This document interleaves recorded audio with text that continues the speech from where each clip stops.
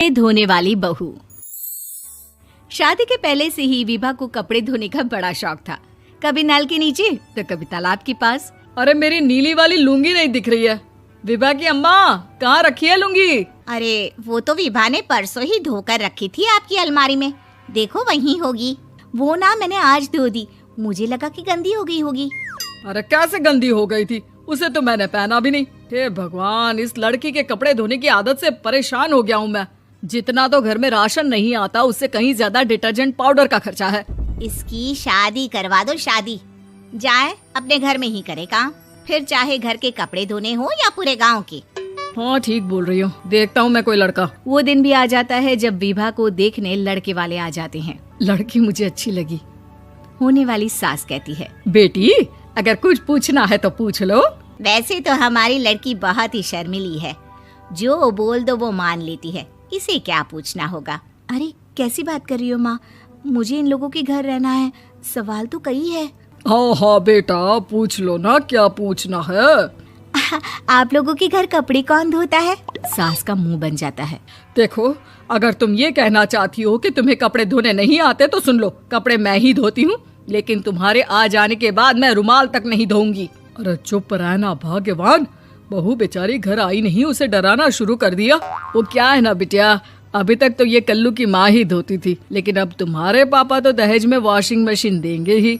तभी विभा की माँ बोल पड़ती है, सवाल भी पूछा तो क्या। वैसे भाई साहब, मशीन की तो फिर भी कपड़े धोने की कैपेसिटी होती है। मतलब जो बिटिया दे रहे हैं ना विभा, इसे कपड़े धोने का बहुत शौक है। ये आप लोगों के क्या, आस पड़ोस गांव मोहल्ले सबके कपड़े धो दे और उफ तक ना करे।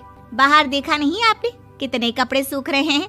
सब हमारी बिटिया ने ही तो धोए हैं। बस भी करो ना माँ, शर्म आ रही इतनी तारीफ सुनकर। और तो और एक दाग निकाल कर दिखाओ तो मान जाओ। हाँ अच्छा अच्छा, माफ करना बेटा, मैंने गलत समझा। हमें तो रिश्ता बहुत पसंद है। और ऐसे जुड़ जाता है रिश्ता कपड़े धोने का शौक रखने वाली विभा का। उसकी शादी हो जाती है कोयला फैक्ट्री में काम करने वाले कल्लू के साथ। शादी के बाद अचानक विभा चिल्लाती हुई सास के पास आती है। सासू माँ, अरे सासू माँ कहाँ है आप? ये तो धोखा है, धोखा दिया आप लोगों ने मुझे। इसे ससुर के चक्कर के बारे में पता चल गया। अरे तो उसमें तुझे क्यों धोखा मिला है? अरे नल में पानी नहीं आता, कपड़े कैसे कब धुलेंगे? अच्छा अच्छा, तू पानी नहीं आ रहा उसकी बात कर रही है। तो आपने क्या सोचा? कुछ नहीं। अच्छा हाँ, तेरी माँ ने कहा था कि कपड़े धोने का शौक है तुझे, याद आया मुझे। शौक शौक बोलकर कपड़े धोने वाले मेरे जुनून को कम ना आके सासू माँ, कपड़ा धोना मेरा गुरूर है। तभी पति भी वहाँ आ जाता है। अभी अभी मैंने इसे सनी देओल की फिल्म दिखाई है, उसी के डायलॉग मार रही है माँ। अच्छा सुन, साफ साफ बता रही हूँ, पानी सुबह 4 से 6 और शाम को 10 से 12 आता है, समझी? विभा टाइमिंग सुनकर हैरान हो जाती है। ये क्या भूतों का मोहल्ला है? सुबह 4 बजे उठकर कौन कपड़े धोता है? 4 बजे टंकी में पानी जाता है, फिर सारा दिन धोना ना, किसने मना किया? अरे कैसी बात कर रही हैं? 200 लीटर की टंकी में कितने कपड़े धो लूंगी मैं, सुबह ही उठ जाऊंगी मैं। अब क्या था, विभा सुबह 4 से लेकर रात के 12 बजे तक कपड़े ही धोती रहती। एक रोज सास पड़ोस से निकलकर कहीं जा रही होती है कि साथ वाली कहती है, हाँ कल्लू की माँ, जरा ये बताओ कि 2 साड़ी है, 2 ब्लाउज और एक पेटीकोट और एक नाड़े वाला लंबा कच्छा। हाँ तो? अरे तो क्या, कितना लोगी धुलाई ये बताओ। धोबन दिख रहे हैं हम क्या? हमारे पति सरकारी नौकरी से अभी अभी रिटायर हुए हैं और बेटा सुपरवाइजर है कोयला फैक्ट्री में। धोबन समझ रखा है हमें। हाय रे कल्लू की अम्मा, माफ कर दो, वो तो मोहल्ले में यही सब बता रहे थे कि तुमने बहू को कपड़ा धुलवाने के काम में लगा दिया है। सास को पड़ोसन की बात सुनकर गुस्सा आ जाता है। वो घर पहुंचती है जहां घर के बाहर ही इतने सारे कपड़े सूख रहे होते हैं जितने कि किसी धोबन के घर पर। अरे ओ कल्लू की दुल्हन, बाहर निकल। माँ जी यहीं आ जाओ, बाथरूम में चादर धो रहे हैं हम। अरे अभी हम धोते हैं, तुमको बाहर निकलो। ये आस पड़ोस वाले बोल रहे हैं कि हम बहू से कपड़े धुलवा कर उसे कपड़ा धोने वाली बना दिए हैं। अरे छोड़ो ना माँ जी, किन लोगों की बातों में आती हो? आस पास के लोगों का तो काम ही होता है कि वो किसी तरह सास बहू को लड़ा दे। बहू सारे घर के कपड़े धोती है, ये क्या कम है? बोलिए।